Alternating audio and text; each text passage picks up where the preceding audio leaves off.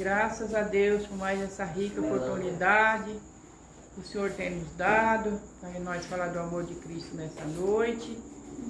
E eu quero saudar todos os irmãos que estão aqui com a Santa Paz do Senhor, os que vão vir de longe, de perto. E também vamos fazer uma oração para agradecer a Deus, para começar esse trabalho. Glorioso e maravilhoso Pai que está no céu, Pai Santo, Pai amado, te agradeço, Pai, por mais essa rica oportunidade que estamos aqui para falar do amor de Ti. Abençoa os irmãos que veio aqui nos ajudar, abençoa o pregador dessa noite, abençoa meu filho, abençoa minha vida, abençoa todos nós, abençoa todos os ouvintes, ó Pai.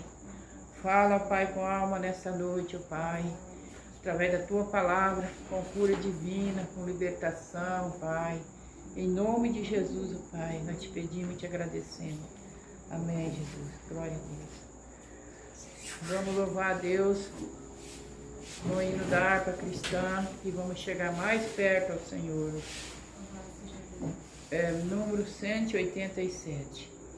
Mais perto quero estar, meu Deus, de Ti, ainda que seja dor que me une a Ti, sempre hei de suplicar, mais perto quero estar, mais perto eu quero estar, meu Deus, de Ti, andando triste aqui na solidão, paz e descanso a mim Teus braços dão.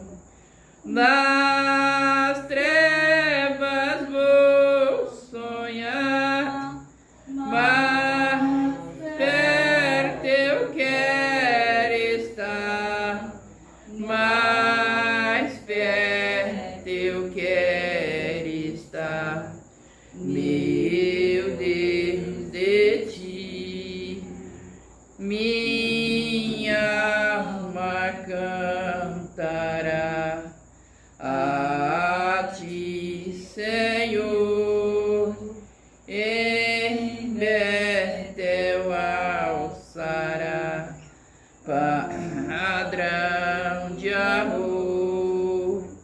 Eu sempre hei de rogar, mais perto eu quero estar, mais perto eu quero estar, meu Deus, de Ti.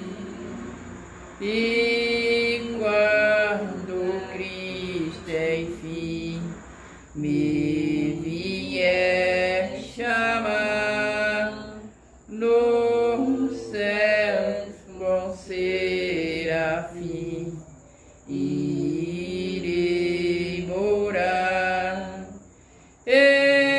Então me alegrarei perto de Ti, meu Rei, perto de Ti, meu Rei, meu Deus, de Ti.